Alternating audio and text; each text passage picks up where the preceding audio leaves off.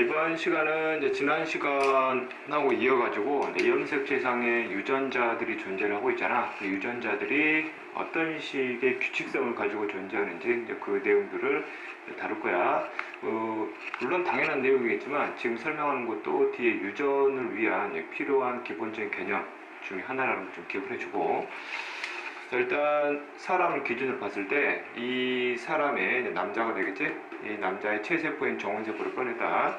그럼 체세포인 핵 속의 염색체 수는 사람이기 때문에 당연히 몇 개가? 46개가 있을 것이고, 이 46개의 복제전 염색살을 가상의 염색체로 이제 뽑아내게 되면 이런 식으로 당연히 보이겠지. 그치? 자, 그 다음 이 여성의 나눈세포도 마찬가지로 이 여성의 나눈세포는 역시 체세포의 종류니까 핵 속의 염색체 수는 46개 있을 것이고, 역시 복제전 상태의 염색살을 염색체 형태로 뽑아내게 되면 이런 식의 구조였다라는 걸 지난 시간에 다 다뤘지. 그리고 이제 상동의 한 쌍들이 있는데 남자는 성염색체라는 서로 길이 모양 구조가 다른 두 개가 짝이 맞지 않는 놈이 짝이 맞지 않는 것들이 이제 구성이 되어 있고, 여자 같은 경우는 모든 염색체가 성염색체까지 포함을 해가지고 모두 상동 관계를 이제 완전히 이루고 있는 이제 모습을 보여주고 있었죠. 이제 자, 그 다음 이제 이 염색체상에 존재하는 유전자의 규칙성에 대해서 이제 설명 좀 할게. 자, 현재 남자가 가지고 있는 염색체 중에 현재 1번 염색체가 있잖아. 이제 자, 1번 염색체 상에 존재하는 유전자들 있지? 1단원에서 다뤘지만 하나의 염색체에는 한 개의 유전자만 존재하는 게 아니었지. 하나의 염색체에는 여러 개의 유전자들이 같이 존재한다. 그래서 각 유전자들은 서로 다른 단백질을 만들 수 있는 정보가 있었고, 그럼 실제 인간의 1번 염색체의 하나의 염색체에는 실제 그런 식으로 몇 개의 유전자가 존재한다고 추정하고 있냐면 대략 1000개 정도의 유전자가 있다고 추정을 해. 1번 염색체만 해도 하나의 염색체에 유전자가 1000개 있다. 자, 과거 기출문제 나왔을 때 학생들이 많이 틀렸던 부분 중에 하나가 체세포 하나 속에 들어가 있는 유전자의 개수는 46개냐 라는 질문이 있어서 대다수 애들이 거기다 동그라미 쳤거든. 말이 안 되는 거지. 1번 염색체 하나만 해도 1000개 있다고. 그러면 전체 염색체상에 존재하는 유전자의 개수는 엄청나게 많겠지. 사람 같은 경우는 전체 염색체상에 들어간 유전자 개수를 대략 25,000에서 3만 개 정도로 추정을 하고 있다. 그치? 그래서 그런 기본적인 내용도 잡아줘야 되고, 그 다음에 염색체마다 길이가 다르잖아. 길이가 긴 놈일수록 당연히 가지는 유전자 개수도 굉장히 많다라는 거죠. 기억을 해줄게. 그럼 내가 1번 염색체 하나에다가 유전자를 1000개를 직접 다 표현할 수는 없잖아. 그래서 내가 가정을 할게. 1번 염색체 하나에는 유전자가 5개 있다 가정을 하자. 5개. 이런 식으로 해서 5개 유전자가 1번 염색체상에 존재하고 있다. 가정을 해. 자, 그럼 보자. 유전자들의 규칙성이다. 상동 염색체에서 하나가 유전자가 5개 있으면 그의 상동에 관계인 염색체 유전자가 정확히 5개 들어가 있어. 위치마저도 뭐하냐면 똑같은 위치에 유전자가 이런 식으로 존재한다. 됐니? 상동 염색체상에 유전자가 존재하는 규칙성이야. 그래서 그럼 1번 염색체상에서 서로 동일한 위치의 유전자 있잖아. 서로 동일한 위치의 유전자. 이 유전자의 관계를 무슨 유전자를 정의하냐면 대립 유전자다라고 정의를 해. 그렇지? 자, 그러면 대립 유전자를 정의해볼까? 어떻게 정의하면 되겠어? 상동 염색체상에서 서로 동일한 위치에 있는 유전자의 관계를 대립 유전자로 정의한다고. 그럼 2번에도 마찬가지로 나름대로 유전자가 있을 거 아니야. 1번보다는 개수가 뭐하겠니? 적게 존재하겠지. 예를 들면 4개 딱 가정을 해보자. 하나, 둘, 셋, 넷. 그럼 이것과 상동 관계인 이 염색체상에도 유전자가 무슨 위치에? 그렇지. 동일한 위치에 이런 식으로 4개가 존재한다는 얘기야. 그럼 동일한 위치인 유전자들은 당연히 뭐가 되는 것이고? 대립 유전자가 되는 것이고. 그럼 그림상에서 이 유전자와 이 유전자는 서로 대립 유전자니? 그러면 아니다라고 표현해야 되지. 왜? 위치가 서로 다르기 때문에. 그러면 이 유전자와 이 유전자는 대립 유전자니? 역시 아닌 거지. 왜? 서로 다른 상동 염색체 관계가 아니기 때문에. 됐냐? 이런 식으로 해서 유전자들 규칙성을 잡아주면 되고, 그 다음에 성염색체를 볼게요. X와 Y를 비교하게 되면 X의 길이가 훨씬 길잖아. 그러면 유전자의 개수는 Y보다는 누가 훨씬 많이 같겠어요. 그렇지. x가 훨씬 더 많이 같겠네. 그렇지? 가정을 할게. x에 있는 염색체 유전자가 존재할 때 이 유전자가 예를 들면 세 개 있다 가정을 할게. 3개. 그렇지? 그 y 염색체 상에 있는 유전자가 x보다는 적게 있겠지. 그래서 이런 식으로 2개만 있다 가정을 하자. 그렇지? 그럼 이제 많이 보는 게 그럼 X상에 있는 이 유전자와 Y상에 있는 이 유전자는 그림상 마치 위치가 똑같아 보일 수도 있겠지만 이거는 길이 자체가 다르기 때문에 이 유전자의 위치도 똑같다라고 볼 수는 없는 거야. 기준이 다르잖아. 기준이. 길이에 대한 기준이 다르기 때문에 위치가 똑같다라고 보면 안 되는 거지. 그리고 X나 Y는 길이 모양 구조가 다르기 때문에 일단 상동관계는 아니다라고 정의했단 말이지. 그래서 이것과 이거는 절대 대립 유전자다라고 표현하면 안 된다는 얘기다. 알았지? 됐지? 그래서 XY를 상동으로 보냐, 상동으로 보지 않느냐에 대한 상황에 따른 기준을 잘 잡으라는 얘기지. 이때 대립 유전자를 구분할 때는 XY는 상동이 아닌 거야. 알았지? 자, 이게 이제 기본적 내용이고, 그러면 여자도 봐볼게. 현재 남자나 여자나 동일 종이다. 동일 종끼리의 염색체들의 규칙성은 똑같아요. 됐지? 그러면 이게 1번이고 이게 1번이잖아. 됐어? 같은 번호들끼리는 같은 종이라면 서로 다른 개체가 가진 체세포라도 길이 모양 구조가 뭐야 돼? 똑같아야 된다 그랬지. 자, 그 다음 1번 염색체 하나의 유전자 몇 개 있었니? 5개 있었지. 그럼 얘도 같은 종이기 때문에 1번 염색체 하나의 염색체도 역시 유전자가 5개가 있어요. 역시 이것과 위치가 똑같은 곳에 존재한다. 그치? 그럼 이런 식으로 5군데의 유전자가 존재한다는 얘기야. 그럼 당연히 1번의 상동 여기도 유전자가 몇 개 있겠어? 5개 있겠지. 무슨 위치야? 그렇지. 동일한 위치에 이렇게 존재한다는 얘기야. 이해됐냐? 그럼 당연히 이것과 이거는 무슨 유전자? 대립 유전자다라고 표현하면 되겠네. 그럼 2번에도 마찬가지로 여기 4개 있었잖아. 우리도 몇 개가 있어? 4개가. 위치도 서로 뭐 해야 돼? 그렇지. 똑같아야 되지. 이렇게 똑같아야 돼요. 그럼 여기 상동에도 마찬가지로 동일한 위치 유전자가 이런 식으로 똑같은 위치에 존재하게 된다. 됐니? 그럼 봐. 그럼 여기 X의 유전자 몇 개 있었어? 3개 있었잖아. 여기도 몇 개 있겠니? 3개 있겠지. 이것과 위치가 뭐 해야 돼? 그렇지. 똑같아야 돼요. 이렇게. 똑같은 곳에 유전자가 3개 존재한다. 그러면 이 X를 2개 갖잖아. 그럼 이 X와 X는 길이 모양 구조가 똑같지. 그럼 여자 입장에서는 이것과 이건 완벽한 상동이란 말이야. 그러면 여기도 마찬가지로 유전자가 똑같은 위치 몇 개가? 3개가 이렇게 존재한다는 얘기야. 됐니? 이런 식으로 대립 유전자가 존재하는 것이고. 됐어? 그럼 다시 1번으로 돌아와서 그럼 1번 염색체를 보게 되면은 이것과 이게 대립이었고 이것과 이게 대립이었지. 그러면 하나의 1번 염색체 상동 염색체에는 대립 유전자가 몇 쌍 있는 거야? 1쌍, 2쌍, 3쌍, 4쌍, 5쌍 있는 거지. 이해됐니? 그렇지? 자, 그 다음에 이제 내가 이 대립 유전자를 실제 기호로 표현을 할게. 뒤에서 다루겠지만 유전자를 표현할 때 있잖아. 유전자를 표현할 때는 주로 어떤 걸 이용을 해서 기호로 많이 표현하냐면 알파벳을 이용을 해서 기호로 많이 표현을 하지. 이때 알파벳에 뭐가 있어요? 대문자가 있고 그다음 뭐가 있어? 소문자가 있단 말이지.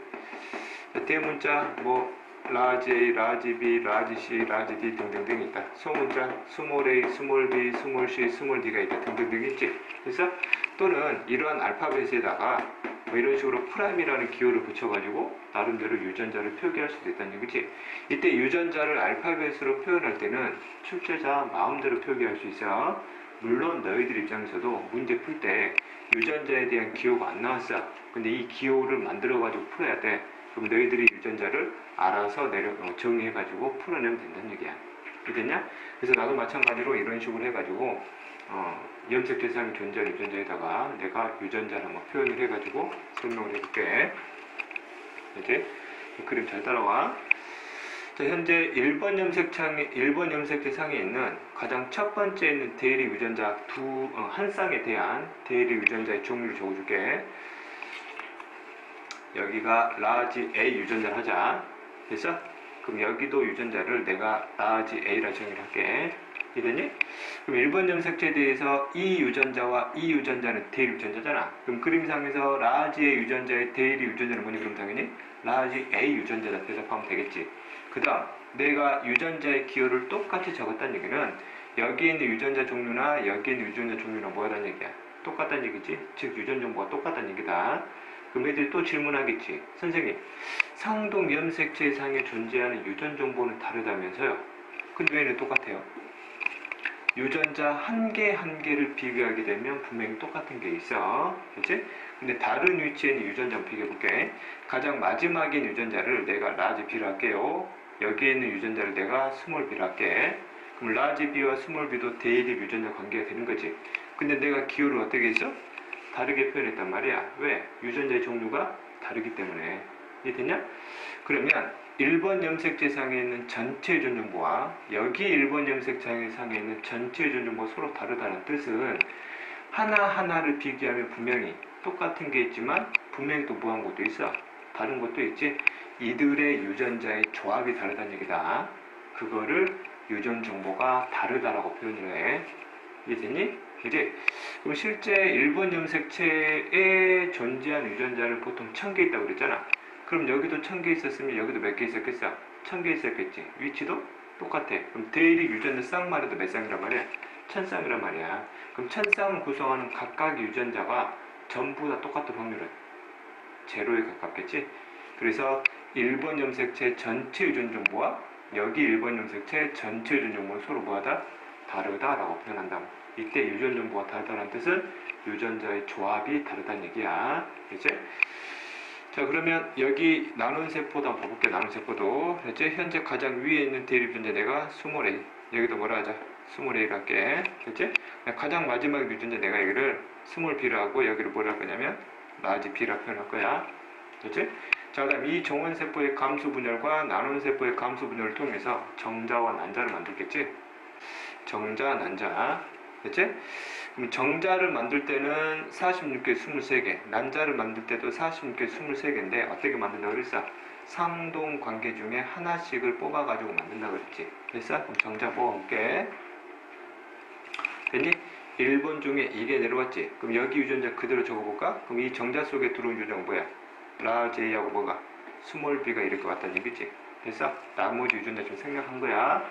그 다음에 이 남은 세포로부터 난자를 만들어내. 그럼 이 난자 속에 들어온 유전자 염색체를 보니까 1번 중에서 이게 들어왔다는 얘기잖아. 그럼 얘가 뭐야?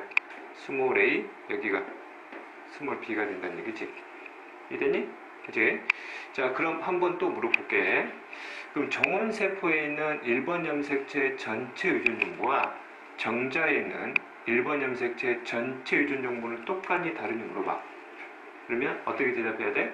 다르다라고 표현해야 돼. 그럼 매일 또 물어본단 말이야.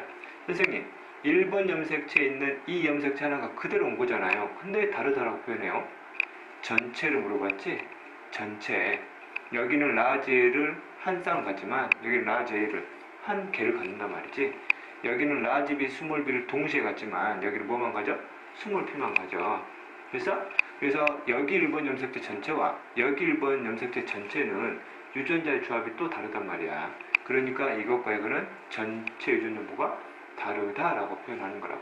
그럼 너희들이 가장 오해하는 것 중에 하나가 유전 정보가 달라졌네. 이 말 자체는 유전자 자체의 정보가 표현했다는 뜻이 아니야. 유전자의 조합이 달라졌다는 얘기다. 이해됐지? 물론 유전 정보의 변화가 찾아오면 역시 유전 정보가 달라진 거지. 하지만 그거는 유전 파트, 즉 2단원 가장 마지막 돌연변이 때 다를 것이고 여기는 돌연변이가 일어나지 않은 상황이야. 알았죠? 그러면 남은 세포 속에 있는 1번 염색체 전체 유전 정보와 난자에 있는 1번 염색체 전체 유전 정보 서로 뭐하단 말이지? 다르다라고 표현한다고. 그래서 그럼 다시 한번 더 넓게 해석하면 이 정원세포라는 체세포 전체 유전 정보와 정자가 가지고 있는 전체 유전 정보를 뭐하다고? 다르다라고 표현한다고. 알았죠? 이제 그 다음 이 정자와 난자가 만나가지고 이제 뭘 만들 거야? 수정란 만들겠지. 그럼 수정란의 염색체가 몇 개가? 46개가 만들어지겠지. 23, 23 합쳐지니까. 됐어? 그 다음 유전자 잘 따라와. 그럼 46개 중에 23개는 이 정자가 준 거 아니야? 됐어? 이렇게 줬겠네? 됐냐? 그 다음 유전자 그대로 쫓아가 볼게. 그럼 여기 유전자 적어볼까? 뭐였어? 라제, 그 다음 뭐였니? 스몰 b였지? 됐어? 자, 그 다음에 난자가 들어와서 마지막 이제 46개가 되는 거지, 이렇게. 됐지? 그럼 유전자를 그대로 적어보면 얘가 뭐야? 스몰 a, 얘가 뭐겠니? 스몰 b가 되겠지. 됐어? 그럼 봐.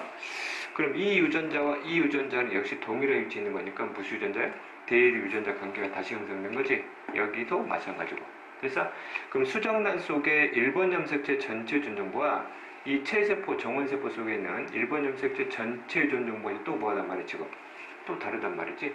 유전자 조합이 달라졌잖아. 여기는 라지에, 여기는 라지에, 21이란 말이지.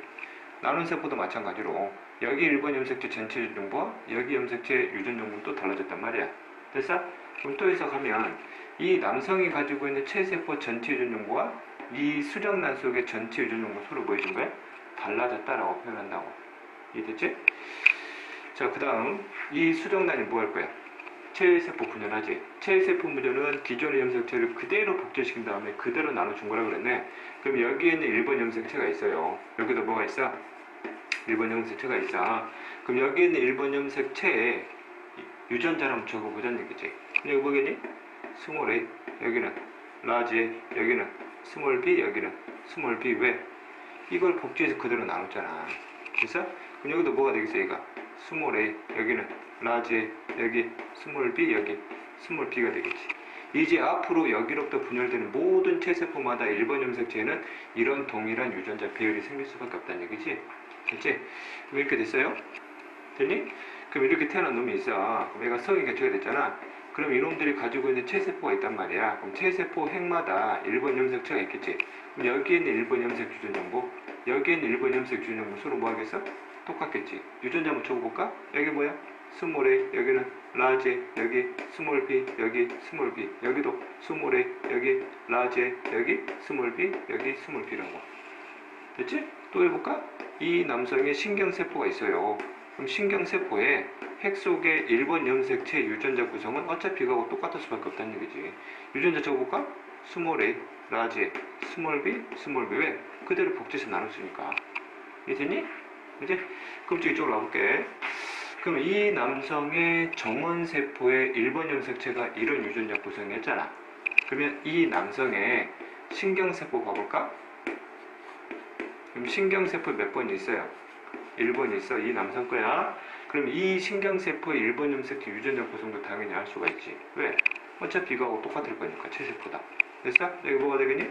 라지, 여기는 라지, 여기는 라지 B, 여기는 스몰 b가 되겠지. 됐어? 이런 식의 원리를 정확하게 이해를 하고 있어야 된다는 얘기야. 이게 유전의 가장 기본 중에 기본이 된다고. 알았니? 그래서 염색체상에 존재하는 유전자의 관계 중에서 우리가 대립 유전자의 개념이 익혔어. 됐지? 자, 그 다음 내용 넘어갈게. 자, 지금까지 배웠던 염색체, 그 다음 유전자의 관계를 한번 정리해보자. 일단 상동 염색체라는 개념 배웠지? 상동 염색체는 무슨 뜻이었다? 서로 똑같은데 정확히 뭐가 똑같은 거야? 물리적인 특징이 똑같은 거지. 어떤 물리적인 특징? 길이, 모양, 구조가 똑같은 염색체들의 관계를 우리가 상동 염색체다 라고 정의 내렸네. 자, 그 다음 상동 염색체들이 가지는 유전 정보는 당연히 서로 다르다는 점. 왜? 하나는 아빠가 주고 하나는 엄마가 준 관계이기 때문에 전체 유전 정보가 똑같을 수는 없다는 얘기죠. 자, 주의사항, 문제상에서다. 자, 문제상에서 상동 염색체를 구분할 때는 절대 뭘로 구분하지 마? 색깔로 구분하지 마. 알았지? 출제자가 상동 염색체를 문제로 표현할 때는 색깔을 동일하게 줄 수도 있지만 그렇지 않을 수도 있어. 그럼 뭘로 반드시 구분해야 되냐? 염색체들만의 길이, 그 다음 모양, 그 다음 뭐를 가지고 구조로 구분해. 그래서 관찰력이 좋아야 된다는 얘기야. 이게 상동이냐 아닌지 구분하는 연습이 필요하잖아. 기출문제에 나와 있는 내용들을 가지고 구분하면 된다. 자, 그 다음 상염색체하고 성염색체를 배웠네. 상염색체를 구분하는 방법은 쉽게 표현하라고 그랬지. 뭐 제외하고 성염색체 제외하고 나머지 염색체를 우리가 상염색체라 표현을 했지. 실제 교재상에 나와 있는 개념으로는 이렇게 표현했단 말이야. 성에 관계없이 남녀 공통으로 가지는 염색체. 됐니? 그런데 이렇게 하면 헷갈리지. 성에 관계없이 남녀 공통으로 가지는 거. X도 남녀 공통으로 갖잖아. 그지? 그래서 상염색체 구분할 때는 간단하게 성염색체 제외한 나머지 염색체라고 보면 된다. 됐지? 내가 여기다가 이렇게 적어놨지. 고등학교 기준에서는 동물에게 쓰는 개념이다 라고 적어놨는데 지금 무슨 말이냐면 성염색체 있지. 성염색체는 우리 생명과학 원 수준에서는 동물한테만 쓰는 개념이야. 왜? 식물도 그럼 성염색체가 없다는 뜻이야? 아니야. 식물도 성염색체가 있는데 동물들처럼 모든 동물한테 규칙적으로 적용되지는 않아. 종마다 너무 제각각 성염색체들이 존재하다는 얘기지. 그래서 그거를 연구하기도 힘들었고 그거를 고등학교 교재상에다가 실을 수도 없었던 이유다. 알았어? 그래서 성염색체가 나오면 이거는 무조건 뭐한테 쓰는 개념이야? 동물에 쓰는 개념이야. 선생님 그럼 식물은 성염색체가 를 취급하지 않으면 식물은 다 뭘로 취급해야 돼? 상염색체로 취급하면 돼. 알았지? 뒤에 유전 파트가 나오게 되면 어떤 유전현상이 나와요. 그럼 그 유전현상과 관련된 유전자가 상염색체에 존재하는 유전자인지 성염색체에 존재하는 유전자인지 찾아야 되거든. 근데 식물은 그걸 찾을 필요가 없다는 얘기지. 됐지? 다시 한번 고등학교 과정에서 식물은 성염색체를 무시하고 전부 다 상염색체로 취급하고 동물은 상염색체와 성염색체를 정확히 구분해서 가야 돼. 이제 자, 그 다음에 상염색체인 경우는 상동염색체들끼리 묶어가지고 번호를 부여했지. 가장 짧은 번호가 가장 긴 염색체야. 자, 그 다음에 이제 성염색체가 있었네. 자, 성염색체는 성을 결정하는 염색체, 즉 성을 결정할 유전자들이 굉장히 많은 염색체라는 얘기다. 자, 그 다음 상염색체하고 다르게 번호를 부여하지 않고 기호를 따로따로 각각 부여했었지. 긴 염색체는 X, 짧은 염색체는 Y 염색체라고 정의를 했었고, 체세포 기준으로 남자는 XY를 쌍으로 갔지, 여자는 XX를 쌍으로 갔기 때문에 여기서 남녀가 가지는 구성이 서로 다르다라고 표현한 거야. 아니? 자, 그 다음 다시 한번 성염색체 중에 XY는 상동염색체인가? 일단 길이 모양 구조가 다르기 때문에 상동으로 취급하지 않지만 상황에 따라서 뭘로 취급해야 돼? 상동으로 취급해야 돼. 특히 일단 무슨 과정 중에서? 감수 분열 과정 중에서는 반드시 상동으로 취급해야 된다. 대립 유전자를 구분할 때는 상동염색체 취급하면 안 되지. 자, 그 다음 연습 한번 해볼게. 자, 같은 종에서의 염색체 특징. 서로 다른 개체인데 두 개체가 서로 같은 종이라는 얘기야. 사람이라는 종인데 나, 그 다음에 이걸 시청하는 너희들. 됐지? 자, 안민 선생님이 있어요. 우리 학교에 근무하는 선생님이야. 안민 선생님. 인간이겠지? 일단 성은 남자야. 됐지? 그 다음 나 있지? 나도 인간이면서 성은 남자고. 자, 안민 선생님 체세포 1번 염색체하고 내가 가진 체세포 1번 염색체 길이 모양 구조는 서로 똑같지. 왜? 같은 종이니까 다 1번 염색체들마다 들어가 있는 전체 유전자가 서로가 뭐하다는 얘기지? 다르다라고 표현해야 되겠지? 그 다음 안민 선생님 세포 1번 염색체. 우리 학교에 근무하는 권운주 선생님이 계셔요. 여자분이야. 역시 종은 인간이지? 그럼 같은 종이기 때문에 1번 염색체들끼리 길이 모양 구조는 서로 똑같지만 서로 간의 전체 유전 정보는 다르다라고 표현해야 되겠네. 그럼 서로 다른 개체가 가지는 체세포의 성염색체는 경우는 어떠냐 이거지. 그치? 자, 안민 선생님의 X염색체, 그럼 내가 가지고 있는 뭐 X염색체의 길이 모양 구조는 서로 똑같아요. 왜? 같은 종이니까. 그럼 안민 선생님이 가지고 있는 Y염색체하고 내가 가지고 있는 Y염색체 길이 모양 구조 서로 왜? 똑같아요. 왜? 같은 종이니까. 단 유전 정보는 서로 다른 거고. 자, 그 다음에 안민 선생님의 X염색체와 그 다음에 권은희 선생님의 X염색체끼리도 길이 모양 구조는 똑같지. 단 유전 정보는 다르지.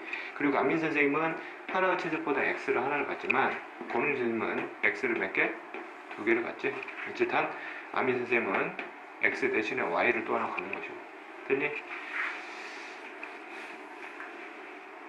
자, 그 다음 아까도 이제 표현한 부분이지만 각 번호별 같은 종이지만 다른 개체들마다 각 번호별 상염색체, 그 다음에 성염색체별로 길이 모양 구조가 똑같은 것이지 개체별 유전 정보는 서로 다른 거야. 그치?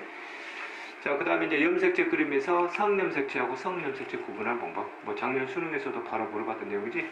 가장 기본인 것 같지만 이런 기본들을 수능에서도 실제 물어본다는 얘기야. 자, 볼게. 자, 어떤 수컷이 가지고 있는 하나의 체세포를 보여준 거지. 됐지? 현재 염색체를 볼게. 길이 모양 구조가 똑같은 게 상동이다. 그럼 이것과 이게 뭐야? 상동이네. 이것과 이게 뭐야? 상동이지. 됐어? 근데 이것과 길이 모양 구조가 서로 다르네. 그럼 이거는 상동은 아니지. 그치? 그럼 나머지 이게 뭐라는 얘기야, 지금? 수컷이니까. 그렇지, 성염색체라는 얘기야. 긴 게 뭐? X, 짧은 게 뭐란 얘기지? Y란 얘기지? 아, 이게 바로 뭐구나? 성염색체구나. 그럼 나머지는 뭐야, 나머지는? 나머지는 뭐구나? 상염색체구나 라는 걸 우리가 구분할 수 있다고. 상염색체 중에 번호 구분해볼까? 가장 긴 게 뭐? 짧은 번호겠지. 예를 들면 이거 몇 번이라 하자. 1번이라 하자. 그럼 얘는 몇 번이 되겠어? 2번이 되겠지. 이해되니? 자, 그 다음 이제 암컷이다. 현재 수컷과 이 암컷은 같은 종이야. 동일종. 됐지? 그럼 암컷에 대한 체세포에 대한 그림만 나왔어. 그러면 이 그림 가지고 성염색체가 뭔지 구분할 수 있을까? 수컷이 안 주어졌을 때 이것도 상동, 이것도 상동, 이것도 상동이래. 그럼 성염색체를 구분하기는 불가능하다는 얘기지? 그럼 암컷의 성염색체는 어떻게 찾아야 돼? 수컷이 주어졌을 때 수컷 갖고 찾는 거다. 그래서 그럼 이 암컷과 수컷이 서로 동일 종이라면 성염색체가 가지고 있는 것 중에 X라는 염색체는 서로 같이 가지고 있는 염색체고 길이 모양 구조는 똑같겠지. 그러면 수컷에서 X 염색체 길이 모양 구조가 똑같은 게 여기서 찾으면 된다는 얘기야. 그래서 이것과 길이 모양 구조가 똑같은 게 이거하고 이거지. 그래서 그러면 이 두 개가 바로 뭐구나? 성염색체 XX. 암컷이 이렇게 어떻게 쌍으로 갖고 있는 거구나. 이해됐지? 그 다음에 얘들은 서로 무슨 점? 같은 종이라고 그랬지? 그럼 얘가 1번이면 얘도 몇 번이야? 1번이야. 왜 1번이야? 이거 길이 모양 구조 똑같잖아. 그래서 그 다음 이것은 몇 번이면? 2번이면 이것도 몇 번이야? 2번이야. 왜 2번이야? 이것들끼리 길이 모양 구조가 똑같으니까. 그래서 그림상에서 이것과 이 유전자는 상동 염색체 동일한 위치에 있잖아. 그럼 이거는 무슨 유전자야? 그렇지, 테리 유전자. 이것과 이것도 뭐야? 그렇지, 테리 유전자. 만약 Y 염색체에다가 여기다 라지라고 적어줬어요. 그럼 이 유전자와 이 유전자는 테리 유전자니? 그렇지 않다고. 됐지? 이거는 일단 상동으로 취급하지 않기 때문에. 됐니? 그래서 이런 식으로 해서 표현해 주는 것이고, 그래서 문제상에서 암컷의 그림만 주어졌어요. 어떤 다른 조건이 주어지지 않고 암컷의 그림만 주어졌다라고 가정을 하게 되면 이 그림 가지고서는 절대 성염색체를 구분할 수 없다는 얘기다. 그래서 수컷을 가지고 성염색체를 먼저 찾은 다음에 이걸 바탕으로 암컷의 성염색체를 찾아주면 된다. 그래서 여기 표현했듯이 수컷의 체세포의 염색체가 주어지지 않으면 성염색체를 그리면서 구분하는 건 불가능하다는 거. 그렇지? 물론 다른 조건이 주어지게 되면 암컷만을 가지고서도 성염색체를 구분할 수 있는 문제는 있어. 그렇지 않았을 때 한해서 표현하는 거야. 자, 그 다음 이제 유전자 개념 들어가자. 자, 아까도 설명했던 부분이고 이제 1단원에서 설명했던 부분이고, 하나의 염색체상 또는 염색체 내의 DNA상에는 단백질을 만들 수 있는 정보가 나름대로 영역이 있다고 그랬지. 구역화 되어 있다고 그랬고, 각 영역 또는 각 구역 우리가 유전자를 표현을 했지. 그래서 정확히 정의하면 한 가닥 염색체 또는 이걸 구성하는 한 가닥의 DNA상에 특정 단백질을 만들 수 있는 정보가 저장되어 있는 영역이야. 그치? 그리고 이거는 실제 DNA상 염기 배열 순서였고, 이거는 곧 아미노산 연결 순서였다는 거 우리가 배웠었죠, 그지? 예를 들면 이런 염색체가 있단 말이지. 내가 구역을 몇 개로 나눠서 5개로 나눴네. A부터 E까지는 나름대로 또 다른 서로 다른 단백질을 만들 수 있는 정보가 들어가 있는 각 유전자다라고 보면 되겠지.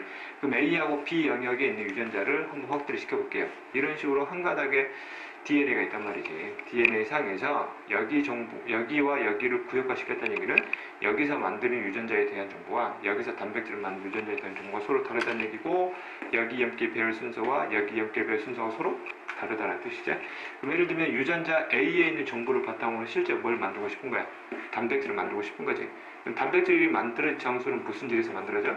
세포질에서 만들어진다고 그랬지? 일단은 내용하고 연결시켜야 돼. 근데 DNA 어디 속에 있단 말이야? 핵 속에 있단 말이지. 정보는 핵 속에 있는데 단백질 어디서 만들어야 돼? 세포질에서. 그럼 정보가 어디까지 나가야 돼? 바뀐 세포질까지 나가야 돼. 그럼 DNA가 통째로 나갈 수는 없다고 그랬지. 그래서 이 영역만 그대로 뭐 한다고 그랬어? 복사시킨다고 그랬지. 그 복사시키는 과정은 뭐라고 그러니? 전사시킨다고 그랬지. 그래서 이때 만들어지는 거야? RNA였지. RNA는 일단 핵 속에서 만들어서 핵공을 통해서 어디 밖으로? 핵 밖엔 무슨 질로 나와? 세포질로 나오게 되면 이 RNA에 뭐가 달라붙어가지고 리보솜이 달라붙어가지고 염기 배열 순서를 읽어나가면서 세포질에 산재되어 있는 아미노산들 순서에 맞아가지고 끌어온 다음에 펩타이드 결합을 통해서 이런 식으로 폴리펩타이드를 만든다고 그랬지. 이 과정을 우리가 뭐라고 그래서 번역한다라고 표현을 했고, 번역된 결과 폴리펩타이드가 만들어졌단 말이지. 그럼 이 폴리펩타이드는 아직 입체화가 된 게 아니지. 그래서 기능 제대로 수용할 수가 없단 말이지. 그럼 이놈들이 무슨화가 돼야 돼? 입체화가 돼야 된다는 얘기지. 그걸 우리가 단백질에 보이다 배워서 성숙에다 배웠네. 그럼 이런 식으로 완벽한 입체 구조의 단백질이 만들어지면 이 단백질이 나름대로 뭘 수행하기 시작을 해? 기능을 수행하기 시작하게 되고, 이 단백질의 기능이 나타나는 것 자체를 뭐가 나타났다? 형질이 나타났다라고 표현한다고. 그래서 이때 이제 유전 파트에서 이 형질이라는 개념을 무슨 형이라 표현할 수도 있니? 표현형이라는 개념으로 표현할 수도 있죠. 그래서 그 우리가 유전 파트에서 다루는 과정은 뭘 다루냐면 전사부터 단백질의 기능까지는 이 단원에서 다루는 게 아니지. 뭘 다루니? 이런 유전자가 있으면 이런 형질이 나타나는구나. 그래서 이 유전자를 가지고 있을 때 이 유전자가 어떤 표현형이 된단 말이지. 이런 관계들을 유전 파트에서 따진다는 얘기지. 중간 과정 전부 다 생략한다고. 이해됐어? 그럼 이 유전자가 다음 세대로 넘어갈 확률을 알면 다음 세대에서 이러한 표현형이나 이러한 형질이 나올 수 있는 확률도 뭐 해본다는 얘기야. 구해본다는 얘기지. 얘기지. 자, 그 다음 하나의 염색체에는 여러 개의 유전자가 존재한다라고 분명히 얘기를 했지. 그래서 염색체의 길이가 길수록 유전자 개수는 뭐하다? 많다라고 설명을 했고 사람이 일본 염색체만 하더라도 몇 개, 천여 개의 유전자가 존재한다라고 분명히 설명해서 그 다음에 상동 염색체에는 동일한 개수의 유전자가 존재한다고 그랬지? 그리고 그 위치마저 뭐 했고? 똑같았고 위치가 똑같은 유전자들 관계로 우리가 대립 유전자를 정의했었네. 그래서 이와 같은 식으로 상동이 있단 말이지. 구역이 5개가 있어요. 여기도 몇 개가? 5개가 위치가 똑같은 유전자들이 전부 다 보내 대립 유전자래. 됐지? 다시 한번 개념 적을게. 이것과 이게 무슨 염색체야? 그렇지. 상동 염색체다. 그럼 이거를 뭐 시킬 거야? 복제시킬 거야. 자, 복제시키게 되면 이렇게 되는 거지. 그럼 홀쥐가 뭐가 되는 거야? 뚱땡이 되는 거네. 그러면 이것과 이건 어차피 뭐 된 관계야? 복제된 관계지. 그럼 복제된 관계들은 우리가 무슨 분체라고 표현했었니? 그렇지. 염색 분체라고 표현을 썼네. 그럼 이 염색 분체의 전체 유전 정보와 이 염색 분체의 전체 유전 정보는 서로 뭐해? 똑같지. 몇 프로? 100% 뭐해? 그대로 복제시켰으니까. 그래서 자, 그럼 봐. 그럼 이것의 이치는 서로 똑같네. 그러면 이 유전자는 서로 대립 유전자를 하면 될까 안 될까? 이건 안 돼. 그냥 복제된 관계지. 그 염색 분체는 상동이라 취급하지 않아. 일단 이것과 이거는 상동이 아니기 때문에 위치가 똑같더라도 이거는 상동으로 대립 유전자를 취급하면 안 된다는 얘기지. 그럼 대립 유전자를 어떻게 비교하냐? 그럼 이걸 복제한 게 이거잖아. 그럼 상동 염색체를 표현하게 되면 이거 통째가 바로 무슨 염색체 관계란 말이야 이게. 이게 바로 통째로 상동 염색체 관계란 말이지. 그럼 대립 유전자를 찾아보면 이걸 통째로 찾아야 되지. 이거 통째로. 그래서 이거 통째로 이것들끼리 바로 무슨 유전자? 대립 유전자 관계란 말이지. 이런 기본적인 개념이 잘 안 잡혀있는 애들이 의외로 많다는 얘기지. 이런 내용 문제가 나와요. 그럼 틀려버려요. 응? 아깝잖아. 이런 기점짜리인데. 그지? 이때 이런 흐름들을 잡아야 되고. 그래서 여기 내용을 보게 되면 상동 염색체 상에 존재하는 유전자들, 즉 대립 유전자들은 똑같은 것도 있고 뭐도 있고 다른 것도 있기 때문에 전체 유전 정보는 서로 뭐하다? 다르다라고 표현한다. 그치? 아까도 설명했지만 상동 염색체 상에 모든 대립 유전자 상에 뭐하라면 동일한 확률은 몇 프로? 제로에 가깝다는 얘기지. 염색체들이 이렇게 5개 이렇게 갖고 있는 이렇게 유전자를 적게 갖고 있는 게 아니지. 기본적으로 수백 개를 갖고 있단 말이야. 아니? 이 수백 개 유전자들이 100% 똑같을 수 있는 확률은 제로다 라고 표현하면 된다고. 자, 그 다음에 이제 핵상에 대한 개념 들어가 볼게.